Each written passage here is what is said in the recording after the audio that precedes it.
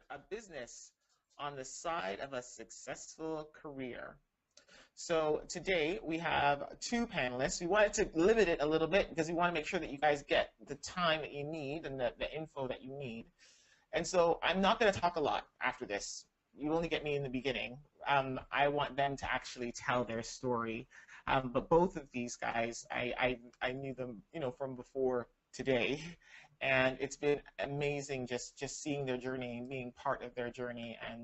And so Emeka Frederick and Lorraine Wright, they are, not only amazing because of the businesses that they've started on the side, but also, they've actually worked for really large organizations with really demanding jobs at the same time. So that's what we are going to explore today with the both of them. So by all means, send in your questions, get involved. You can even tweet us online at the same time. So we have our team that's monitoring Twitter and monitoring our Instagram and monitoring all of our social media accounts. So if you want to drop us a line at the BBBA's,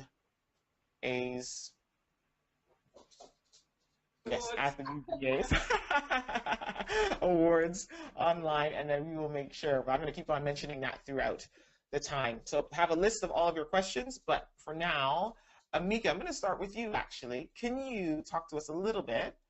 Just give us a little bit of background. Tell us, why you're here. Why are you here? Okay, sure. So, first of all, thank you very much for the introduction and just for tonight and the initiative itself. For me, it's quite surreal to actually be on this side of the microphone because only last year I was actually speaking with Melanie about, or wanting to speak with Melanie about how she had made the transition herself from working in the corporate sector to now doing her own thing. So for me, I've just turned 26, and last year I was 25, and it was for me a milestone year. I thought I really need to get on with what I want to do, and so I started making the very first inroads to my business, Chukwu's, the world's first Nigerian tapas lounge. And over the last year, we've run a series of pop-ups as we kind of move closer and closer towards my and my sister's dream of having our own permanent restaurant, and the start of hopefully what will be a chain of Nigerian tapas restaurants.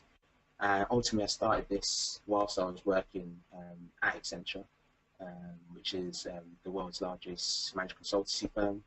Last year was also a fantastic year for me personally because I also got promoted last year when I starting the business. I also was training for a triathlon. So it was an amazing year. So for me, I just want to share my experiences and give advice in terms of people having any challenges and trying to do what they consider their own dream. So not only did you try to start, not only did you not, you succeeded at having a full-time job in one of the largest firms in the world, you also successfully started a business, and then you said, that's not, need a little bit more gravy on my chicken, and I'm going to do a triathlon as well? Is that how you roll? It wasn't that well thought out. Had I actually thought it out, we wouldn't have actually done all those things. But yeah, that's the way it worked, and that was the way it worked, and ultimately it was actually great for that because I don't know if I've got time to go into it now, but actually doing the triathlon alongside my work gave me the ability, the energy actually, in a perverse way, to actually start what I wanted to do in terms of the business venture. Ooh, okay. So we're gonna park that one because we know there are specific questions about how do you maintain the energy between basically working during the and working at night. So it sounds like athleticism, physical activity was one of the tactics, but we're going to go into that a bit later on. Yeah, absolutely.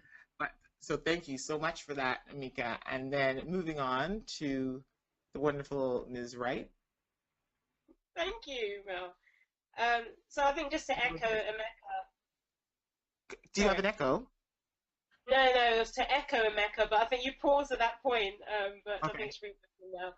But to echo Emeka, just thank you for this opportunity. I think it's great just to share the story, but I think as well just to have a platform um, as part of the BBBA Awards, which I was humbled to win for the first in the maiden edition of the maiden year in 2014. So that was thank you, Mel, and also to Sophie, because you've both been inspirations in my journey as well. Um, so I think my journey probably started back in 2008. So I was still a student at Brunel University, and I was part of my gospel choir um, at Brunel University. And I think it was one Christmas I was watching my favourite movie, which was Sister Act 2, by the way, around Christmas time, as you do. And it just hit me. I think the final scenes where you see Lauryn Hill and you see the choir and they're dancing and they're singing Joyful, Joyful, and you're just like, hold on a minute. This is happening in America, but why is it not happening here in the UK? And it hit me that loads of campuses have choirs, but we don't have a central platform to come out there and come and showcase our talents. And I think it just so was, it just so hit me that let's try and replicate this kind of Sister Act 2 model. So it took probably about 2 years. I think we'll go into this in a bit more detail. So I think there's a question about this, but it took about 2 years for that vision really to come to fruition. But I went on the corporate ladder. I also worked for Accenture, so I started my career working for Accenture, and then transitioned from Accenture into an investment bank, UBS, where I'm working today. So I literally am running both the competition, both in the UK and in Ghana at this moment in time, as well as working full time at UBS. So that's my journey in a nutshell.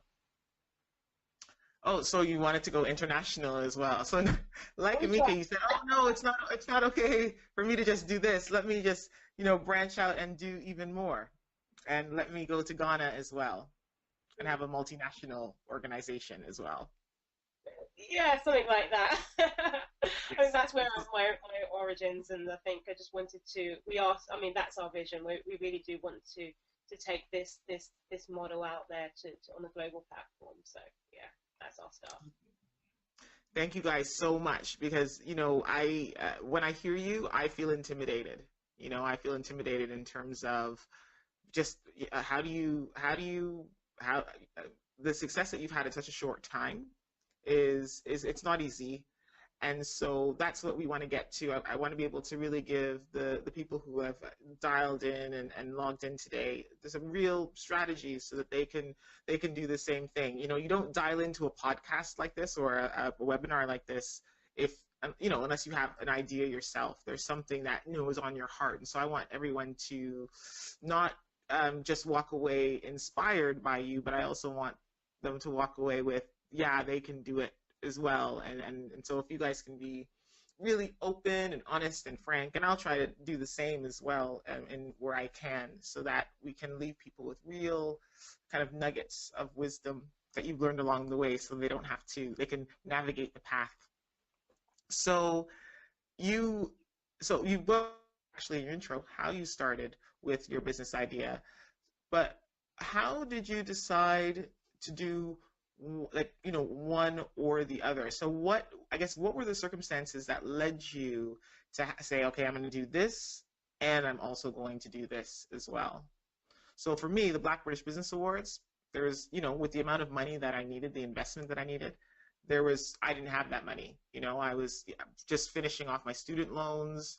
I had mortgage, credit card debt, rap. And on top of that, I needed corporates to invest in it, right? But what about you guys? Why did you decide to go on the path of, I'm going to work full time and do this on the side? So Lorraine, can you start with you? Okay. I think it's probably very similar to what you've just said, Mel. I think we had a vision, but we had no money, and so I think I had to fund that somehow. So I get sponsorship both from the firm that I was working for, which was Accenture at the time. So they actually sponsored my first year on with the competition.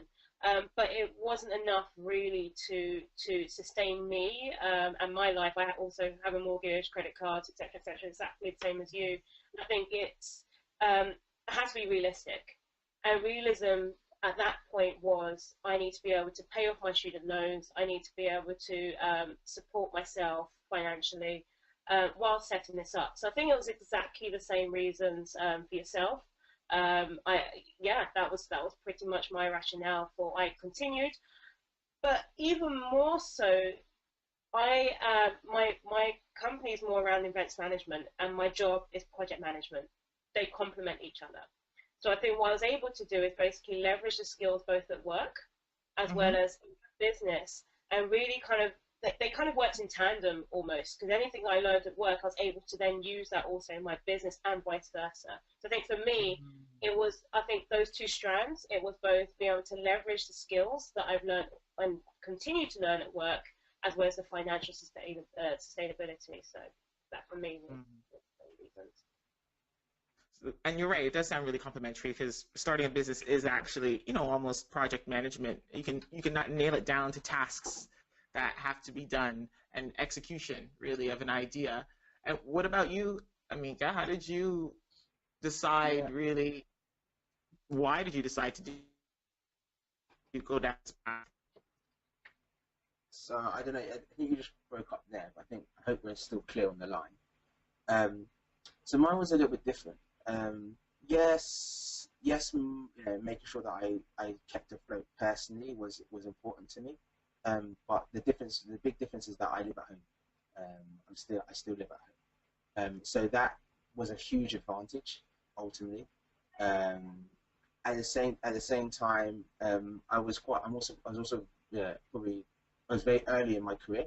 I was only just about 18 months into my career at Accenture. So I had still quite a lot to do whilst I was there. In particular, I wanted to become a consultant, because I was very conscious that going from an analyst to a consultant meant actually there's quite a big change within the firm. Maybe Lorraine, yourself, as you kind of get how you get. I won't say necessarily respected, but just you're no longer at the very bottom of the rung.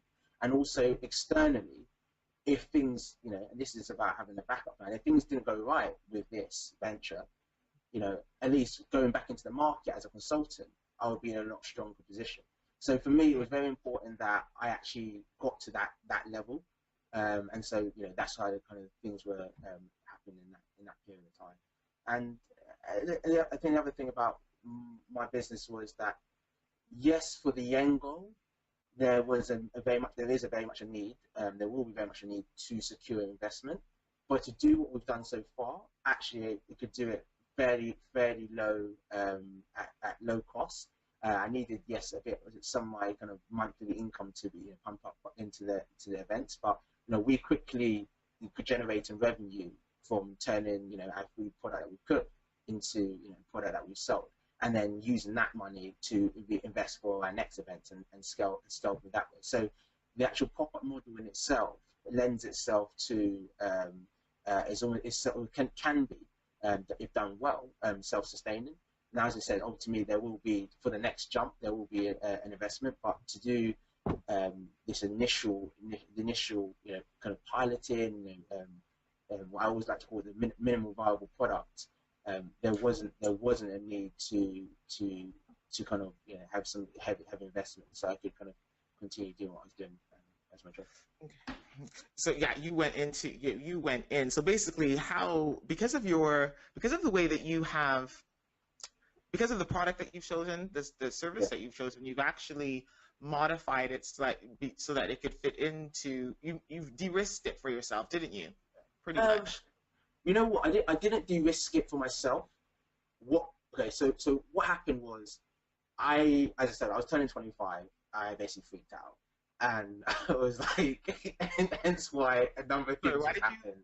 Why did you freak out? Because you were 25? I don't understand. because that's me. Yeah, I'm. Was that because you're too young or too old? Or was there some sort of associated with you turning 25? I looked at the guy who was running Snapchat, and he was 24, and I was like, you know, I want to move. I want to be making moves, whether that be within my, that wasn't necessarily within my venture, but whatever I'm doing. So whether it's with my professional career, i.e., that's why I was like, I want to get promoted. I want to, you know, keep, you know, move fast now, you know. And so that was what was quite important. So for me, it was about how quickly can I get started on what I wanted to do for a number of years. And I've been, you know, fiddling around with this business plan, but not really going anywhere. And I needed to just get this out here as quickly as possible to see if there was anything that, you know, actually excited me and there was something working, or let me just focus on my career. So that was, it wasn't just the de-risking, it was actually the opportunity to see how quickly can I see this in the public. So how long did it take for you guys to move from your idea to reality? And did you have to slow down the timeline or accelerate the timeline because of the fact that you were working full-time as well at another job? Yeah, I'm happy to jump in. For me, it took a number of years. Like Lorraine mentioned that she started in university. You know, this was an idea that as I finished university, it was Nigerian food, doing something in Nigerian food space. My sister and I have been speaking about it for like years, like literally years since we've been going up. Yeah. But the idea of kind of not as a tapas, but of a restaurant idea kind of came around the end of university. Then I happened to go away to Spain, you know, hence where tapas came from. So the idea was continuously moving. And then once I started my career, I basically put it on hold, you know, the continued thinking because I was settling in. So it was when I was about 18 months into my time at Accenture. So in total, you're looking at like four or 5 years before I did that. Wow. So but that wasn't working continuously on it. It was like it was an idea, you know, dormant for a while. Oh, we visited it, had another conversation with my sister, and you know, so it wasn't like, you know, I'm working on it every week. Once I actually decided I'm going to make a run for it, then we're looking at. Once you hit the big old age of 25. That's 20, you know, 20, yeah, it was 24, the turn of the year, and I was like, no way. I got a lot of time left. I got this bucket list. Oh my God. So, and Lorraine, what about you? Like from the idea, because you know sometimes people feel bad. We're always supposed to be doing, and it's lovely to hear. Actually, 4 to 5 years is how long it took to really, you know, just kind of get it together in your head, get people on board, and really bring it to fruition. So, Lorraine, what about you? So you said you started in university, right? What was that? So when you hit the age of 20 and then you freaked out? There's a lot of qualities to Emeka. So the idea was born in university, but it did take twiddling the thumbs. It did take speaking to people, not consistently. So exactly the same as Emeka. I wasn't consistently working on it, but the idea was born, and we played around with it for a couple of years. So the idea came in 2000, show my age, 2008, 9, and didn't launch until 2011. So I had finished university in 2009. The recession hit in 2010, or 2000, obviously 2008, 2009, but it had its effects, especially within the employment market in 2010. So I was actually meant to start Accenture in 2009. What they actually did is they deferred us, still paid us, meanwhile, and I actually went over to Chicago. So I think very similarly to Emeka in that you went to Spain and you had this tapas thing. I had Chicago's gospel choirs and gospel musics, which was also inspiring me to come back home, and that kind of resonated and kind of almost was the trigger. So I think very similar to Emeka also had this kind of journey away and came back with something very similar to me. It took some time, and it was also a trigger point where I went away before something inspired me to really come back home and really work on it. Mm-hmm. So still actually, it was still quite a bit of time then. So you gave yourself time. It wasn't that you had the idea and then the next day you're like bam, bam, bam, bam, bam, bam. Sorry. So, you know, a question that we have had several times for the both of you, I think we have a question that Penny Ade asked the same question, as well as, Rachel Sani asked the question. And that's just a few people. But, how do you balance starting a business and managing your time in full-time employment? So how did you do it? And give me like the philosophy, but then also give us some kind of tangible examples of how that worked for you. So can you start, Lorraine? Oh gosh. Like how did that manifest itself? So, okay, for me, I see you guys are a bit lost. I'll say for me, what that meant was that I didn't have that much of a social life anymore, because I had to work during the day. And then as the Black British Business Awards got bigger, I had commitments that I had to fulfill. So that means that me just going out for a drink with my friends after work, that just got locked off one time. My money changed. My sense of money changed because I knew that if I was spending money on a meal out, I was not spending it on my marketing plan. That kind of thing. So can you talk to us? What kind of changes did you see? How did you manage it? How did you manage your time? How did you manage your finance? How do you have the energy to go after, your business when you're dead tired after a day at work? Yeah, I think that's a really good example, there, Mel. I think for me the biggest thing was sacrifice. So there was a lot of sacrifice when it came to, I guess, trying to manage both of these things in tandem. From my career perspective, I think it it it was the fact that you are working flat out during the day. You do come home, you're tired, but one thing that I've learned is my passion and the passion for what I wanted to do just kept me going. So I would continue going, continue working on this till all hours of the morning. I would look up on my laptop and realize it's 3 o'clock in the morning, right? Because my passion kind of continued me through. I think to your point around finances and things like this, something we don't really know. My own mother told me not to pursue this, because I think it was all about, she wanted, and credit to her, she wanted me to use that money to put into a property, which any mother, I mean, it's they want you to use your money wisely. Whereas I was like, oh no, I need to use this money because there's a venue in the West End that I want to be able to afford to pay for.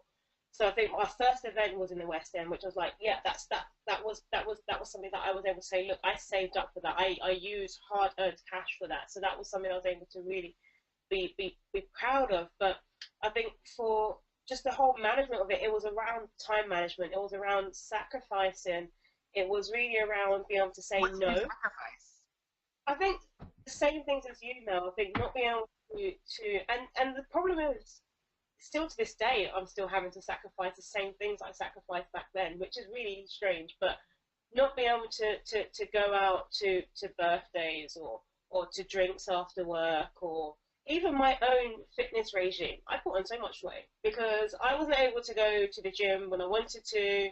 I had to just come home, work on the plans, go and speak to people. So I think for me, I was prioritizing all of my social time to be spent really on trying to develop this business. But I think the question that you really asked at the core of it is around how did I manage that? And I think a lot of what I've done is credit to the team that I was working with. And I had a number of people around me and people that also bought into the vision. So we were able to really share the workload. And to this day, I rely on a lot of people to be able to help deliver this vision. So I can't get away with not crediting the people that have really worked on this project to support this vision. I don't know if that's good enough. Or... No, that is practical. So basically, well, number one, let's not get it twisted. It's about sacrifice. And if you're going into this journey, all three of us will tell you got to sacrifice a lot. And to sacrifice that much, you need to have passion for the initiative that you're starting up, right? So that's practical. So, because sometimes we get these business ideas, but I ain't that passionate about it. So I ain't going to stay up in the middle of the night, where with the awards, I'm passionate about it. And I know that a lot of people are relying on me now, and so I can't, you know, it does make Sophie and I stay up in the middle of the night to do stuff for it. And then thank you also for the team as well. That's another practical. Um, it's much easier. I know Sophie's my rock. Like we've had to hold each other up when we're exhausted. You know, she'll hold me up, and when she's exhausted, I'm like, girl, it's all good. I got you. I got you. And that's helped so much. In you know, having someone beside you who's sacrificing the same way, who's working as hard as you. So I see those practical kind of tips. Well, they're not, but we are going to go into some of the hacks as well. But we'll go into that for the next question because I want to hear from him. Can I hear you? Are you there? Can you hear me, Mr. Frederick? Yeah, I'm here. Yeah. Okay. So talk to me. How did you, you know, how did you manage the two? Yeah. So I think between yourself and Lorraine, you hit on a number which I would absolutely echo.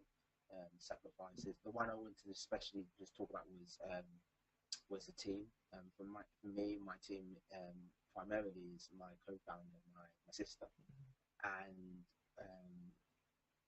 although this idea had been kind of going around and around for a while, it didn't really start to go anywhere until I had my sister on board. Now, I knew kind of at the beginning of last year that I needed a co-founder, because I just felt I just didn't have the time. And more to the point, not so much at the time, it's about accountability. So you kind of just let things slide because, well, I'm doing my career, so, and then next, before you know, it's another year. So I know what I always want to have someone else on board. And then someone else that, you know, that's actually going to push you on.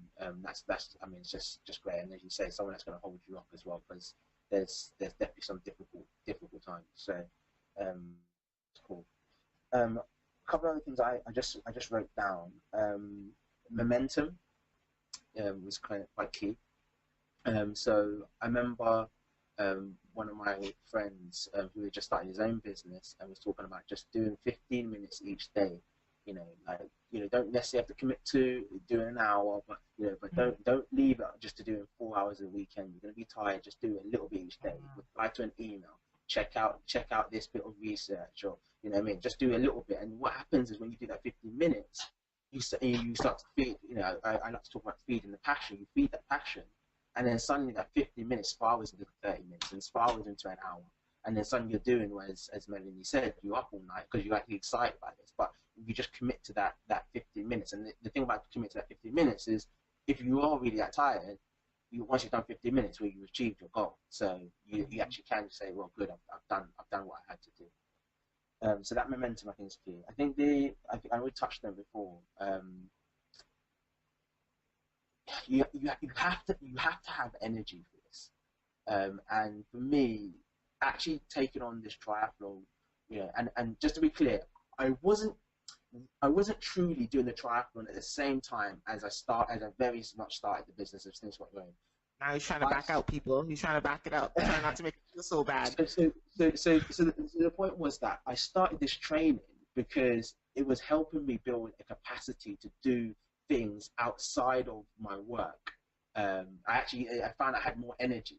So then, by the time now my training was I was getting towards the competition season, and I was tapering off. I had all this extra energy, which I'd been, you know, used to kind of doing, you know, running at full tilt, getting up at a certain hour, and then, you know, running through the whole day. And then I had that extra energy, which I could give that, you know, to my business now. So I think yeah, training yourself to have that energy. You know, if you're not already, you know, start getting up early. You know, you get up early and do a few things. It might not necessarily be business related, but just start doing and build that capacity to do that little bit more. It's a muscle. Ultimately, it's a muscle, and you need to start just training it little by little. So yeah, those are my 3 things. If you can get someone on board, do a little bit each day, keep up the momentum, feed the passion, and find that energy. And so I'm gonna let you guys in a little secret. Emeka and I, when we first started talking, it was because we had this long conversation about athleticism and diet and how much it contributes to a high performance lifestyle. And there's just so much there because I guess that's one of the tips. That's one of the hacks that, quite frankly, you got to fuel the machine, people. You got to fuel the machine. And even though in the beginning, when I started cycling to work, God help me, it was terrible. I was like sweaty. I was going to bed at like 8 o'clock because it was just a lot of extra activity. But now, I can stay up from having board meetings at 8:30 and then come through and still be able to give you guys the same type of energy that I started the day with. And that is only because of physical activity and proper diet. Because when you do have so many things to deliver on, you start looking at other little aspects of your life, like sleep. Like if you're not sleeping, you're not fueling yourself. So I get you on that one. So, and on top of that, that was a great tip. 15 minutes a day. Just pace yourself, little chunks, chunk out your work a little bit, right? So just do like little bits, and then before you know it, you have actually completed a really large task. So thank you guys for that. I think it kind of verged onto the hacks and tricks, but I want how did you handle your colleagues and your boss and your place of work? So did they know that you started something on the side? Did you downplay it? Did they end up being clients and supporters? Did you keep it on the DL? And then they're like, "What? No, I'm not doing no restaurant. What are you talking about?" Someone came up to you in the street. So how did you deal with that relationship? Yeah, I love you in this one. So, I mean, first of all, at work, you're in a corporate environment. Listen, it's right for competition. As I said, I was going to make a promotion. I'm sure Lorraine has other directors that she's competing with. You can't really. My initial thing is don't trust anyone until you need to. So I didn't feel the need to share what I was doing initially, especially when it wasn't really in the public eye. I'm just working on it on the side. There's not really any reason. There's not really any reason to. But for me, we run a lot of our marketing through social media, which was primarily pushed through my own personal channels. I have colleagues on there, so people start to see what I was doing. So I wouldn't necessarily tell them, but at the same time, I also wouldn't lie. So if someone asked me about it, then I would mention it. The funny thing is, over time, I found out that actually most of these guys were actually very supportive of what I was doing, even though I was still working in the company. This is like before I've left. They don't. It's providing that you don't let your work slack, and that's quite critical actually. Like I've heard of people who go to work and they're doing their business plan or their work, and you can do it.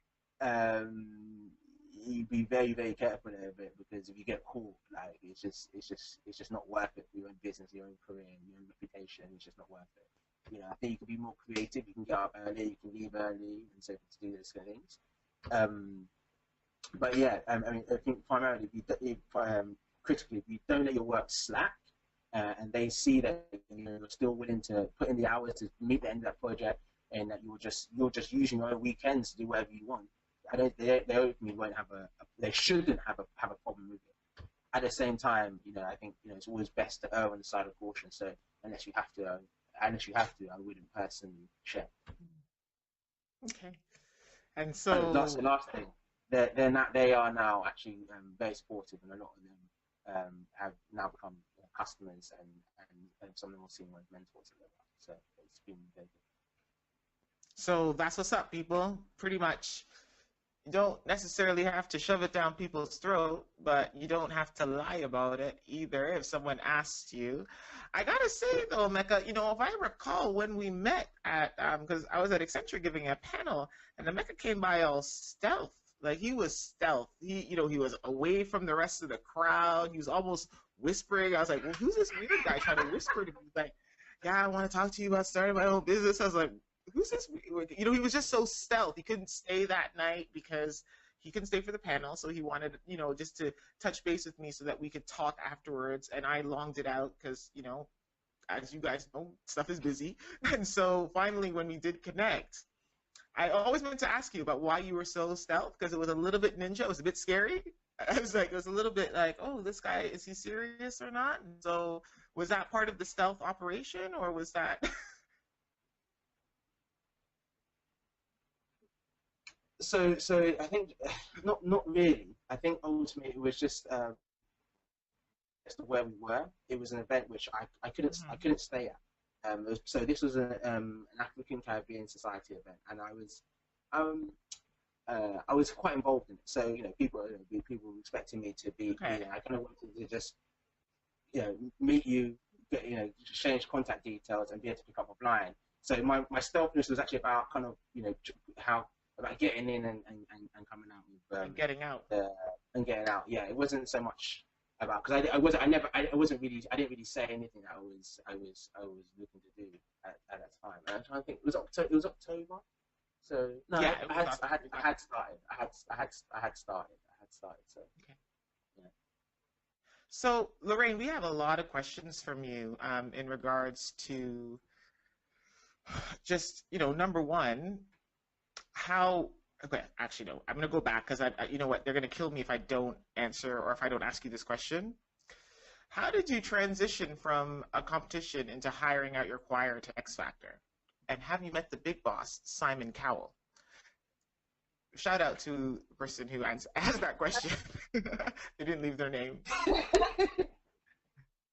But it's like an elephant in the closet kind of thing. I can't hide from it, so I'm sure people are asking.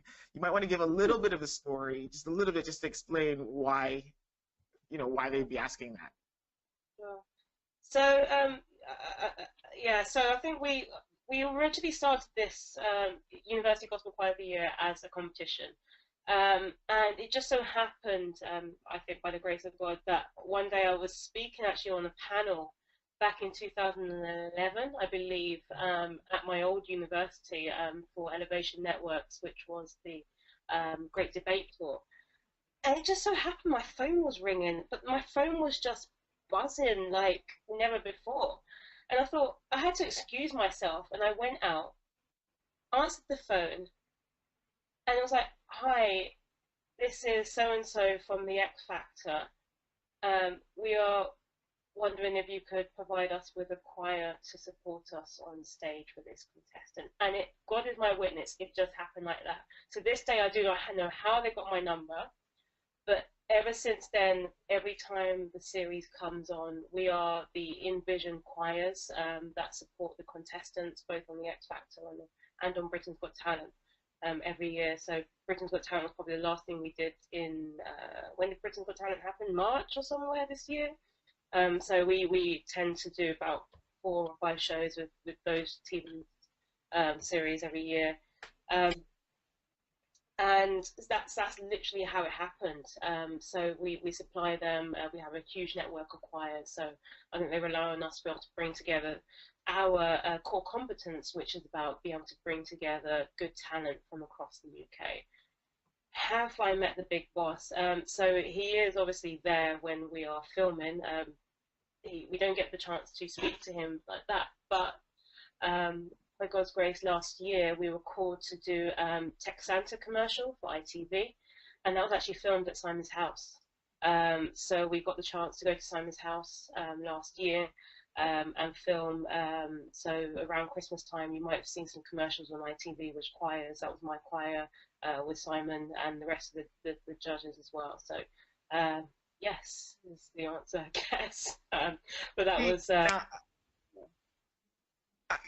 So I asked that question for a reason, because when your ish is on X Factor with Simon Cowell, you can't keep it a secret from your workplace, right? Like that, you're almost a legend in your workplace, and that's why I wanted to actually kind of approach the question that way.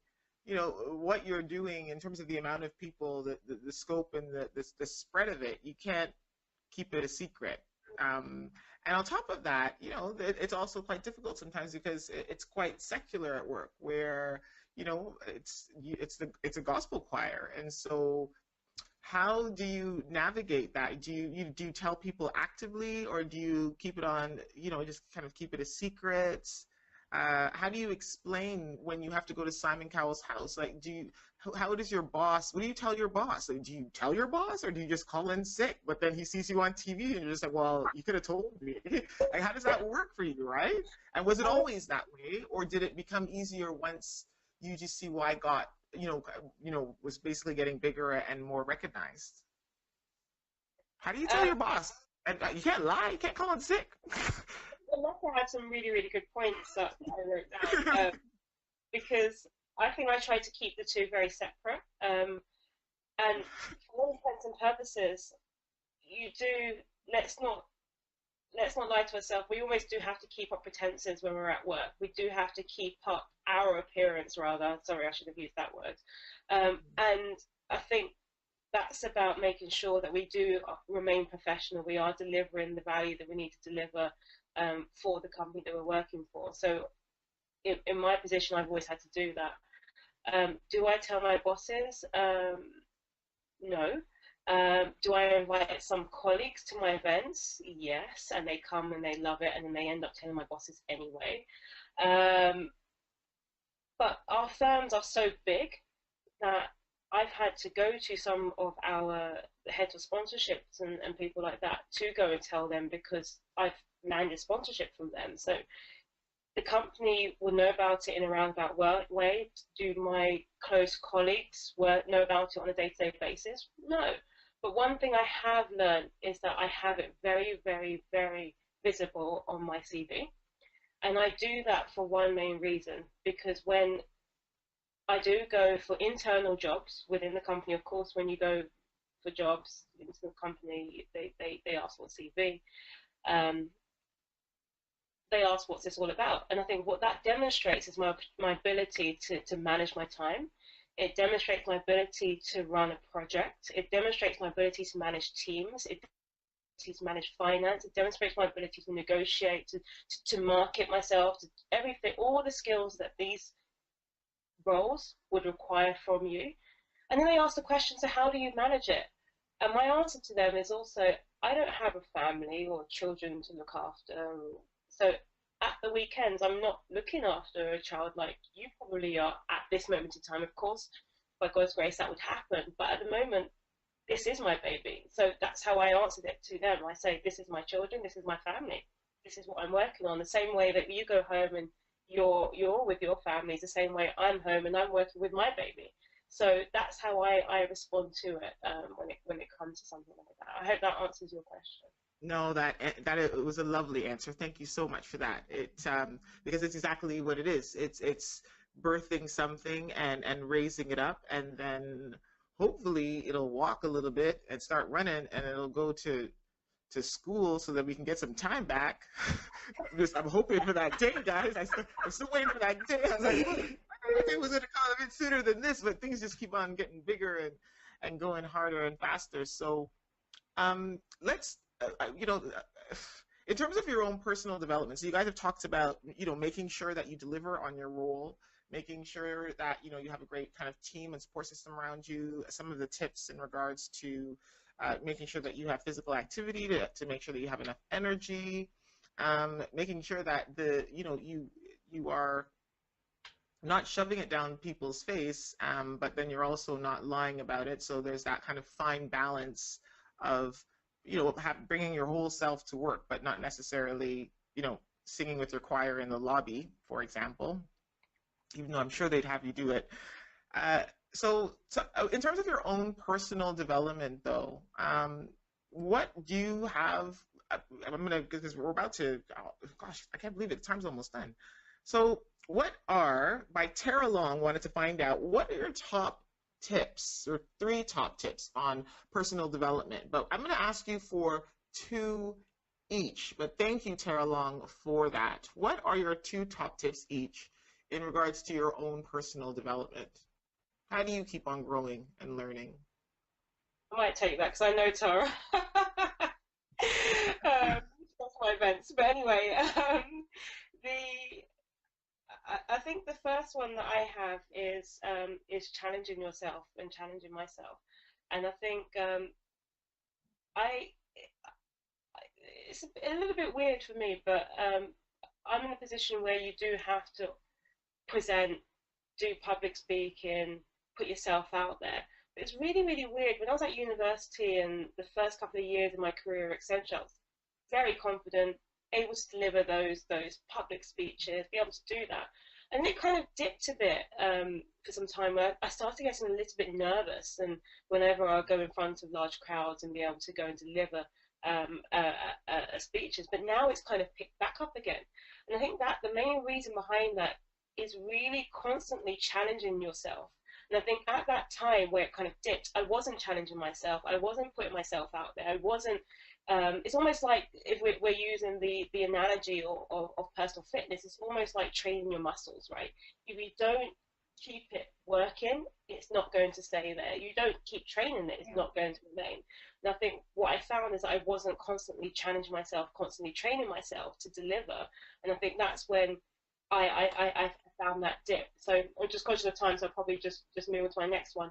My second one is also, I am a great believer that with personal development, there's only one asset that I believe is guaranteed to appreciate, and that's education.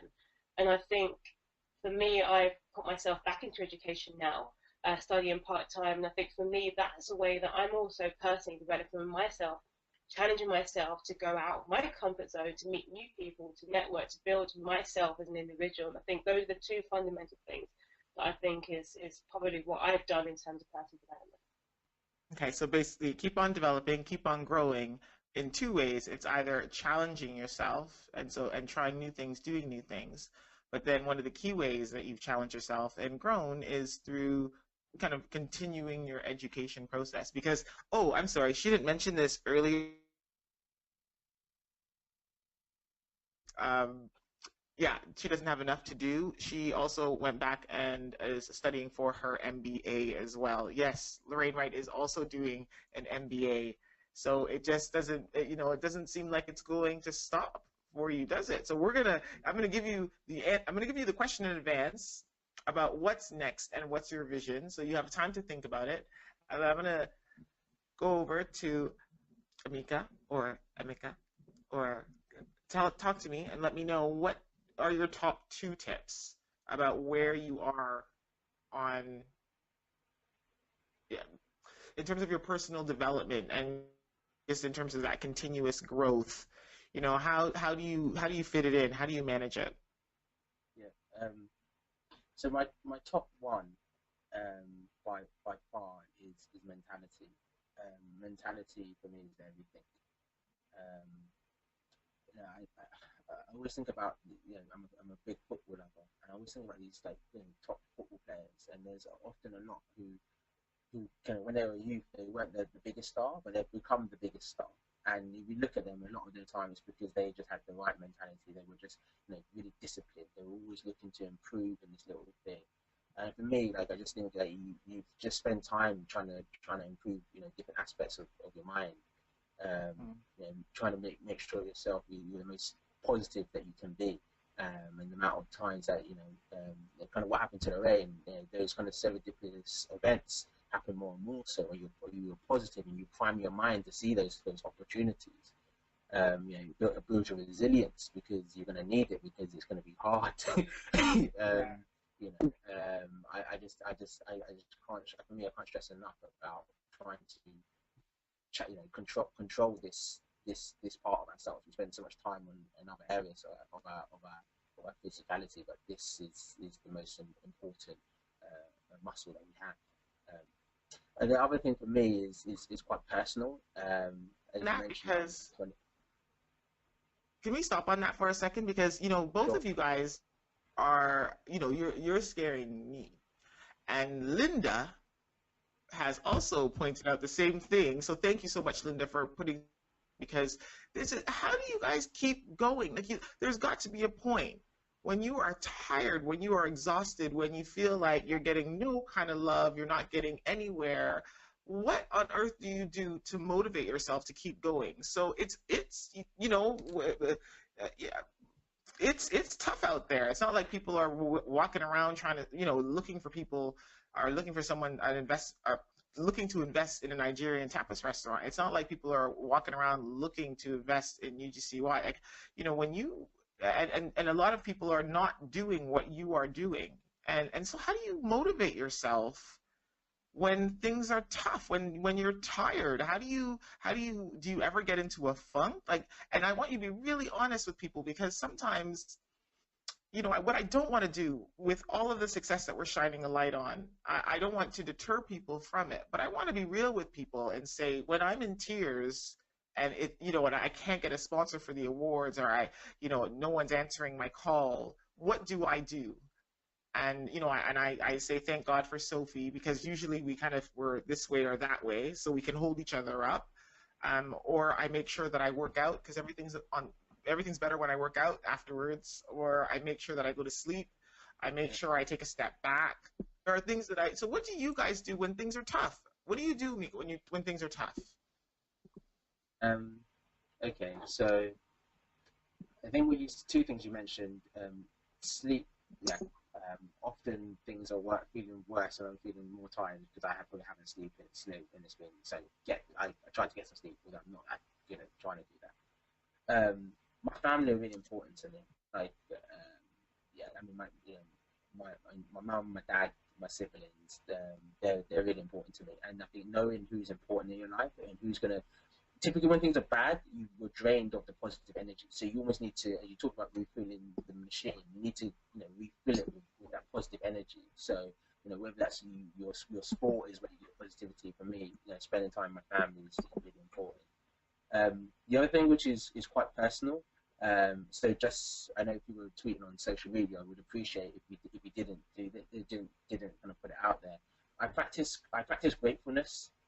Now this is something I've been practicing for the best, I think, coming up to 3 years now. So on a daily basis, and now I'm very religious about it. I write down. I aim for 5 things that I'm grateful about, and I typically end up with 10 things. That's what I usually do. And now when things are bad, I write about them, and I write about them in a grateful way, and I say, I am so happy that right now I'm going through a challenging moment, because I know this is growth. I know that this pain is, so I try to put a positive spin on this thing, and it's obviously not it's so much easier to say, oh, when the best things happen, but yeah, I try to practice this gratefulness and keep up my positivity in that way. And I know other ways such as meditation, but this is my way. And I think if you can start having a little book, you write down 3 things. For me, it's brilliant. I love it. And sometimes I get this really quite overwhelming feeling of positive energy, which, as I said, helps me to self-refuel myself. So, as I said, I would genuinely appreciate that if that wasn't shared beyond this call. Okay, so you heard that, guys. Even though, could we share the gratitude tip? Because that's kind of you kind of want people to do that. No. I wouldn't mind. I mean, it's my personal thing. So I don't know. I just we're happy for you to know about the gratitude tip, but that is not necessarily that I do that. That would be just so that you want to be ungrateful is what you want to. It's like I want to be a little bit. Okay, guys. So you. Yes, definitely. But we all, yes, practicing gratitude is key in the midst of the trials. We are getting so many questions from Twitter. The chat's going off. I see all social media. I just got some emails as well, and we are near the end of the show, and so we won't be able to cover all of them. Hopefully, if you want, we've covered some of them on the way. The one that I didn't cover is the mentoring and like-minded people and who you look up to. And so because we started a little bit, so please stay with us if you can, because I just want to make sure you guys get value for, well, it's free, but value for your time that you've invested. And I know that a lot of people have asked about mentoring, so I just want to make sure. Lorraine, I'm going to go to you and ask, do you have any mentors? And how did you approach them? How did you get involved with them? How do you even do you have mentors? just before I answer, is it possible for me just to backtrack on that question you asked Emeka very, very quickly? Only because Yes. Emeka, I think, a lot of similarities, and I actually have a jar here uh, where I actually put all my gratitudes and things in there for what I'm grateful for during my Oh, time. So I just what have a does it little say on it? counting my blessings 2016. What? So Are those pieces of paper? What's inside of them? they're just post-it notes. I just have it by my desk so that anytime there is something I'm grateful for, it goes in here, and just to remind me that there are certain things that also to be grateful for. So very similar to Mecca as well. That I just I think it's just to keep me going, to know that there's also always something to be grateful for. So gratitude is key, people. So I love that idea, the gratefulness jar. I think, you know what? If you go away with one thing, people, go away with the idea. Just be when you remind yourself of how much you have and how much you've achieved and how much you've been blessed, then it does get a little easier. It gets you through to the other side. So, do you have a mentor? Because I don't want to say, oh dear, we're running late now. mentor mentor I do have one for my business. I am on the lookout for someone a little bit more general, being that I'm studying my MBA now at Oxford. Just gives me the opportunity to As meet you so do. many people. You know, this is my job. I was born to shine a light on people when they That's like a drop mic moment. um, I'm telling you, I don't have a mentor per se. I do actually want one, but I am looking. It's my network that I use really. Whenever there's a little, they all provide me with some kind of um, nugget of what I need at the point that I need it. So I think we do have a reciprocal relationship, especially within certain people within my network. So I kind of use them as my pool of mentors, so to speak. But I've always been looking for that perfect mentor. And I think it's probably one thing that I do struggle with at the moment, looking for someone who is there that I could kind of go to and be my go-to person. So in a short way, I don't really have a mentor, have several mentors. yeah, me too. I have a nice little portfolio of mentors based on what just in terms of what their strong points are and what I'm going through. And Mecca, what about you? Well, I mean, it's really interesting. Oh boy. Yeah, hearing both of you guys, because I mean, you guys have been doing what you do longer than myself, and I've been on the lookout for. I know what he's trying to say because remember it's the whole 25-year-old thing.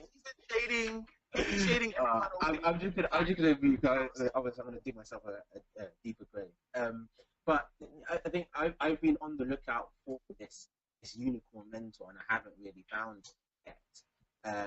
And so yeah, I mean, there's people in my life who he works in accounting. This person is good at this, and so yeah, I'm always asking people for advice in their particular areas. But there's not one person per se who's my mentor for the business, and it's like carrying me through on a day to day. Now, that would, for me in particular, I think that would be great. And if it happens, then that would be really good. I think you could really accelerate really quickly. But sorry, is that a question? No, I think it went frozen for a little bit, but it's okay. But yeah, I think it's interesting to hear that you guys and myself in particular as well, just pick up advice from your whole network. I think there was something about having a network map in one of the questions previously. And Yes. I don't necessarily have a network map, but I do, and I've always done like when my friends do something or they're in the industry, I clock that they're in that industry. Just today I saw a guy who I used to school with, and he's like, he's in SEO. I'm like, oh, cool, that could be useful. Yeah, to have a conversation at some point, sometime. So, being aware of what others are doing is probably important to that. That's probably the takeaway. Okay. So coming to the end of the show, I want you guys to have an opportunity to tell people two things. Number one, tell us what's next and what your vision is for your business. And also make sure that you let us know, number one, about your social media kind of handles so that everyone can kind of follow you and support. And number two, maybe kind of that next big thing that we should all be looking out for so that we can support as well. So if you can let us know vision, what's going on, what's up with both of your businesses, but then also how can we get involved? How can we support? What are you guys excited about? What's happening for you over the next few weeks, months, days that, where we can all get involved and support you? So starting with Lorraine. Yeah, so for me, if I start with the vision first prior to what's next, because I just see vision as being the big thing and objectives afterwards. I'm a big believer in ability is nothing without opportunity, and I kind of use that as my mantra, which is really kind of fueling what I do next. So UGCY, we've taken it further on a global scale. We would like to probably move out into Nigeria and also taking UGCY to Canada. Also, with me finishing my MBA, part of my MBA will be launching a entertainment platform. So we'll be going with that. There's also, I have tons and tons and tons in the pipeline in terms of various businesses. UGCY, we're redeveloping our music agency arm. So anytime anyone needs a singer, a musician, a choir, a recording artist, please do come to us. Email, you could email me at lorraine@ugcy.co.uk. Our website is ugcy.co.uk. The Africa version is ugcyafrica.com, and my Twitter handle is Lorraine, LORRAINE, H for hotel, WRIGHT. That's me. All right. So that in the show.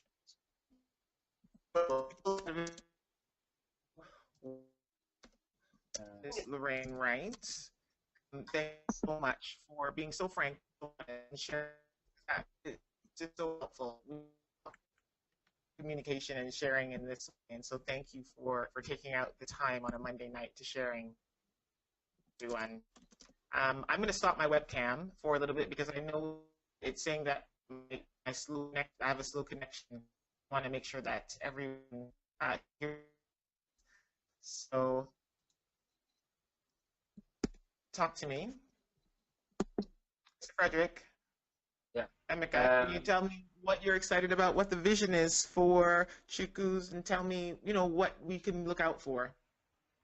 Yeah, so I think for me it's quite simple. We want to have a permanent restaurant. I see the likes of Oaxaca and Nando's, and I don't see why Chukwu's can't enter that kind of domain, that kind of ubiquitous nature, that chain of various restaurants around the UK. So that's the big vision, the big goal. I would hope that within the next 12 to 18 months that we'll be able to actually open our doors to the first permanent Nigerian tapas lounge. And next year is going to be very much focused around starting to that search for the location, starting that drive for the investment that we needed. And I think this year has been great in terms of building the brand and understanding whether this is actually something we really want to do, and there's a market for it. There is, and so now it's to go and try to capitalize that and give the people what they've been asking for actually. Mm-hmm. So that's the main vision. Super excited for what 2017 has to offer. In terms of following us, our website address is www.chukwus, that's CHUKUS, london.co.uk, and we're on the various social media platforms at Chukwus, CHUKUS, LDN. And myself personally, I'm also on the various social media platforms at efrederick90. Well, and some people have already started tweeting you guys, so please check out Twitter because the love is real. And thank you so much for coming on and sharing and being so honest and frank on your journey, because we we need that. We need the honesty, we need the openness, but then we also need to shine a light on what you guys have done, and don't let anyone take it away from you and underestimate what you have done. It's a difficult market, a difficult environment for all businesses, and you've managed to create where other businesses are folding. So thank you so much for giving up your Monday night, Emeka, and sharing that journey with us. We really appreciate it from the Black British Business Awards community. So just a few announcements. We are back here again next week, and we are focusing and shining a light on some of our BBBA finalists and winners, as well as some really amazing people in our community. And we are focusing next week on how to start a career in journalism. And so, and we focus on journalism for a reason.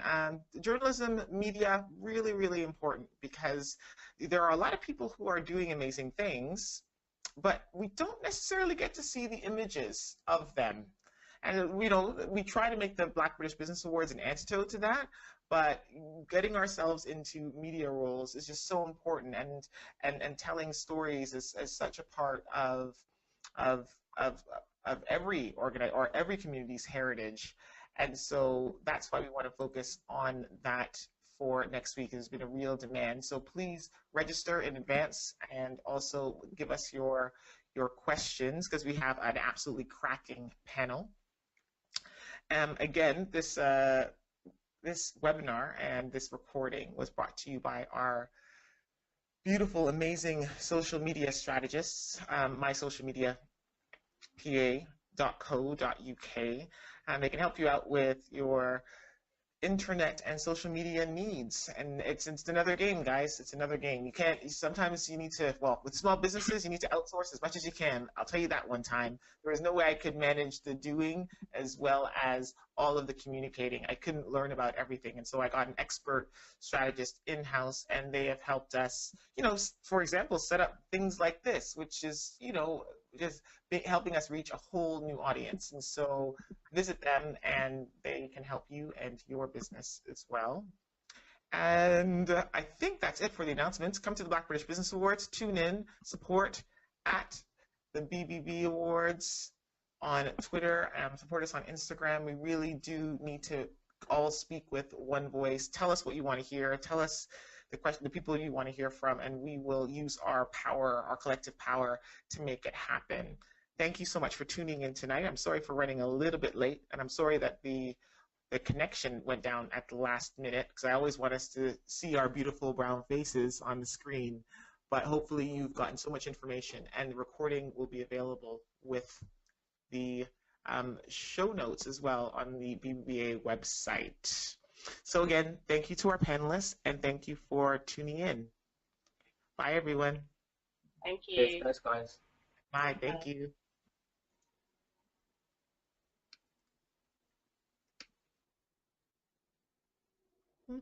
And I'm trying to turn this off, right, guys?